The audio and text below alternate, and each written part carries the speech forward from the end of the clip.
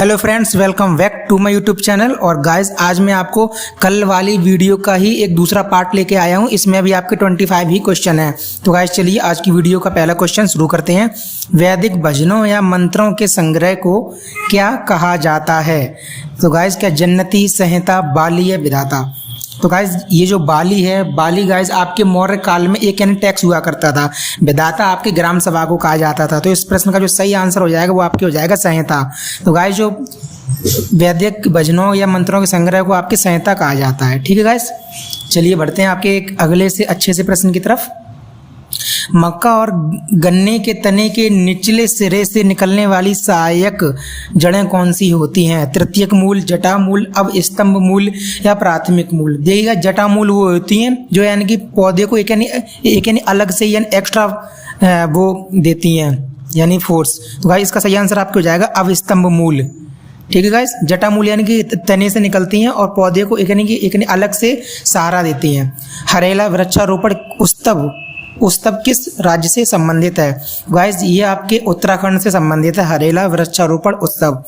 और गाइस, जो आपके पंजाब से है वो गाइस आपके हो जाएगा गिद्धा, भांगड़ा, ये आपके पंजाब से हो जाएगा। चलिए गाइस, ठीक है, मतलब ये वहाँ के लोक नृत्य हैं। चलिए, दिए गए शब्द का विलोम शब्द चुनिए। सौम्य, स्तुल्य, उग्र, निग्घ या शोभित? ठीक है, स्तुल्य और निग्घ तो आपस में एक दूसरे के विलोम है।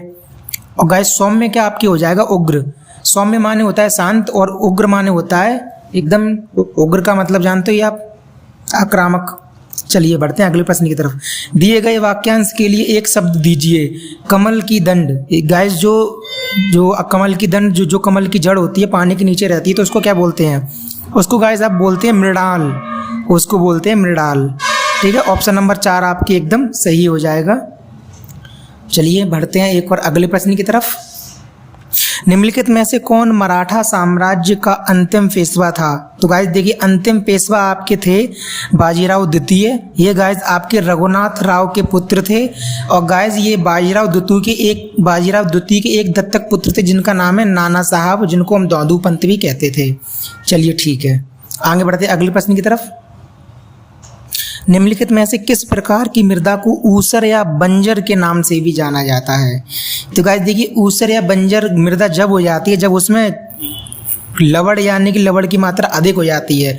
इसका मतलब सही आंसर हो जाएगा आपकी लवड़ी है। ठीक है, यानी कि लवड़ीय मृदा को ऊसर या बंजर के नाम से भी जाना जाता है। किस प्रकार की मृदा जूट के लिए अनुकूल होती है? गाइस देखिए, जूट उत्पादन में भारत का अग्रणी राज्य पश्चिम बंगाल। और जूट उत्पादन के लिए अनुकूल सबसे आपकी मृदा हो जाएगी जलोढ़ मृदा। काली मृदा आपके कपास के लिए होती है। ठीक है, सही आंसर आपके जलोढ़ मृदा हो जाएगा मृदा। चलिए, सिंचाई की आधुनिक विधि क्या है? गाइस देखिए, जो आजकल में जो बिल्कुल आधुनिक विधि सिंचाई की जो वैज्ञानिकों ने इजाद की है गाइस, वो आपके ड्रिप सिंचाई। तो इसमें यानी कि पानी की भी बचत होती है और अच्छी तरीके से पानी लग जाता है खेत के अंदर। आपके ऑप्शन हो जाएगा 4 डी, ड्रिप सिंचाई। चलिए गाइस, बढ़ते हैं एक और अगले प्रश्न की तरफ। किस पंचवर्षीय योजना में सामाजिक वानिकी योजना को शुरू किया गया था? तीसरी पंचवर्षीय योजना, चौथी पंचवर्षीय योजना, 5वीं पंचवर्षीय योजना या फिर आपके 6ठी पंचवर्षीय योजना? तो गाइस, जो ये सामाजिक वानिकी जो योजना थी वो गाइस आपके 5वीं पंचवर्षीय योजना में आपकी ये शुरू की गई थी 1976 में। ठीक है, चलिए गाइस, बढ़ते हैं अगले प्रश्न की तरफ। निम्नलिखित में से किस भारतीय प्रक्रिया की पहली रूपरेखा माना जाता है? यानी कि निम्नलिखित में से किसे भारतीय योजना प्रक्रिया की पहली रूपरेखा माना जाता है? तो गाइस, ये आपके माना जाता है विश्वेश्वरैया योजना को। गाइस, ये मतलब 1934 में इन्होंने एक किताब भी लिखी कि planned economy of India, Visvesvaraya ji ने 1934 में। ठीक है गाइस, कौन सा सिद्धांत बताता है कि राज्य केवल एक न्यासी है और जनता सभी प्राकृतिक संसाधनों की लाभार्थी है? ये कौन सा सिद्धांत बताता है?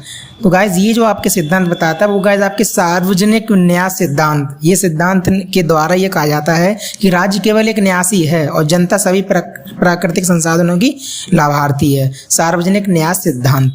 ठीक है गाइस, बढ़ते हैं अगले प्रश्न की तरफ। रविंद्रनाथ टैगोर द्वारा रचित हमारा जो जन गण मन जो राष्ट्रीय गान है कि में कितने छंद राष्ट्रीय गान में गाए गए हैं, यानी राष्ट्रीय गान में यानी उनके जनगण मन के जो टोटल छंद है उनमें से कितने छंद राष्ट्रीय गान में लिए गए हैं। तो गाइस सिर्फ और सिर्फ उनके जनगण मन का पहला ही छंद लिया गया है राष्ट्रीय गान में, सिर्फ और सिर्फ पहला ही छंद। ठीक है गाइस, चलिए। भारत में हीरे का सर्वाधिक बृहद भंडार कहाँ स्थित है? मध्य प्रदेश, छत्तीसगढ़, राजस्थान या केरल? तो गाइस ये आपके हीरे का सर्वाधिक बृहद भंडार आपके मध्य प्रदेश जिले में है। मध्य प्रदेश जिले में, ये कहने ये पन्ना स्थान है वहाँ। ठीक है, चलिए आगे बढ़ते हैं अगले से प्रश्न की तरफ। चलिए, विश्व प्रेस स्वतंत्रता दिवस किस दिन मनाते हैं? तो गाइस विश्व प्रेस स्वतंत्रता दिवस ये आपके 3 मई को मनाते हैं। ठीक है, 3 मई को। 14 जून को आपके रक्तदाता दिवस मनाएंगे। 20 मार्च को आपके विश्व गौरैया दिवस मनाते हैं और 10 दिसंबर को आपके विश्व मानवाधिकार दिवस मनाते हैं। तो गाइस विश्व प्रेस आपकी हो जाएगी 3 मई को। Select the most appropriate antonym of the given word crude. देखिए गाइस, क्रूड माने होता है यानी अधपका, यानी कि क्रूड माने आपके होता है अपरिष्कृत, एक तरीके से अपरिष्कृत, और यानी कि राइप माने आपके होता है पका हुआ। तो गाइस आपके क्रूड का आपके एंटोनियम हो जाएगा राइप। ठीक है गाइस।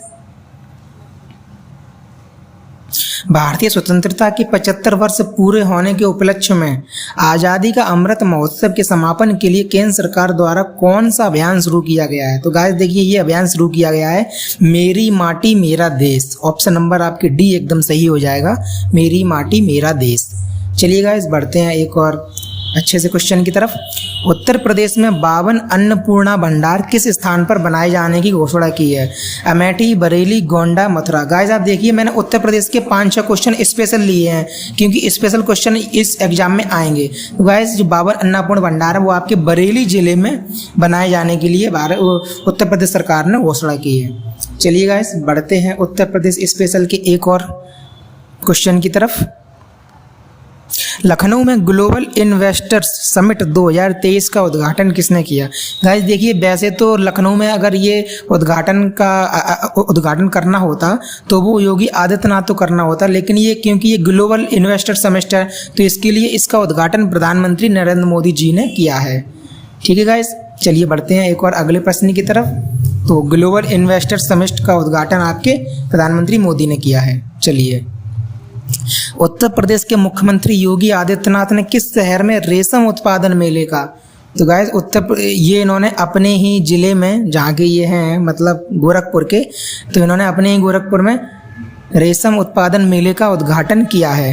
ठीक है गाइस, रेशम उत्पादन मेले का उद्घाटन गोरखपुर में। चलिए गाइस बढ़ते हैं एक और अगले प्रश्न की तरफ। बहुत ही बेहतरीन प्रश्न लाया हूँ गाइस। उत्तर प्रदेश के किस स्थान पर साक्षरता संग्रहालय बनाया जाएगा? गाइस साक्षरता संग्रहालय आपकी कानपुर में नहीं बनाया जाएगा, गौतम बुद्ध नगर में भी नहीं बनाया जाएगा, अयोध्या में भी नहीं बनाया जाएगा। ये गाइस आपके उत्तर प्रदेश की राजधानी लखनऊ के अंतर्गत आपके बनाया जाएगा। ठीक है, साक्षरता संग्रहालय आपके लखनऊ में। चलिए गाइस बढ़ते हैं एक और अगले प्रश्न की तरफ। उत्तर प्रदेश सरकार निम्नलिखित में से किस जिले में पहला फार्मा पार्क बनाएगी? गाइस ये आपके झांसी में तो नहीं बनाएगी, महोबा में भी नहीं, जालौन में भी नहीं। गाइस उत्तर प्रदेश का जो अपना पहला फार्मा पार्क बनेगा वो गाइस आपके उत्तर प्रदेश के जिला ललितपुर में बनेगा। किस में? ललितपुर में। ठीक है गाइस, चलिए बढ़ते हैं एक और अगले प्रश्न की तरफ। उत्तर प्रदेश में मेगा टेक्सटाइल पार्क जो बनेगा वो उत्तर प्रदेश के किस जिले में विकसित किया जाएगा? तो गाइस ये आपके विकसित किया जाएगा उत्तर प्रदेश की राजधानी लखनऊ में, मेगा टेक्सटाइल पार्क। ठीक है गाइस, चलिए बढ़ते हैं अगले प्रश्न की तरफ। एक और बेहतरीन प्रश्न। पेनिसिलिन प्रतिजैविक किससे प्राप्त की जाती है? तो गाइस देखिए, जो पेनिसिलिन है उसकी खोज अलेक्जेंडर फ्लेमिंग ने की थी 1928 में, और यानी पेनिसिलिन के तहत पहला जो मरीज था उसका उपचार आपके 1942 में किया गया था। तो गाइस इसका सही आंसर आपके हो जाएगा, वो कवक हो जाएगा। पेनिसिलिन प्रतिजैविक की खोज आपकी यानी कि कवक से प्राप्त की गई थी। कौन सा भोजन तुरंत ऊर्जा देता है? गाइस जो एथलीट वगैरह या जो वैसे लोग होते हैं जिनको तुरंत यानी एनर्जी की, इंस्टेंट एनर्जी की ज़रूरत होती है, तो गाइस जो यानी कि भोजन जो कि तुरंत ऊर्जा देता है वो गाइस आपके भोजन हो जाएगा कार्बोहाइड्रेट से जो भरपूर भोजन होता है। यानी कि जिस भोजन में कार्बोहाइड्रेट की मात्रा अत्यधिक होती है, ऐसा भोजन हम लोगों को यानी इंस्टेंट ऊर्जा देता है। तो गाइस इसका जो सही आंसर हो जाएगा वो आपकी हो जाएगा, कौन सा भोजन ऊर्जा देता है तुरंत? तो गाइस आपके सही आंसर हो जाएगा कार्बोहाइड्रेट से भरपूर भोजन। ये गाइस आपको एकदम इंस्टेंट ऊर्जा देता है। तो गाइस आज की वीडियो में थे सिर्फ 25 प्रश्न। ये आपके SWD के एग्जाम के लिए अति महत्वपूर्ण प्रश्न है 5 नवंबर के लिए। आपको अगर क्वेश्चन पसंद आया हो, वीडियो पसंद आई हो, तो गाइस मतलब वीडियो को लाइक कर दो और कोई अच्छा सा कमेंट कर दो, चैनल को सब्सक्राइब कर दो और वीडियो हो सके तो और लोगों को भी वीडियो शेयर कर दो। ठीक है गाइस, मिलते हैं इस वीडियो के पार्ट 3 में। तब तक अपना ख्याल रखिए। जय हिंद, जय भारत।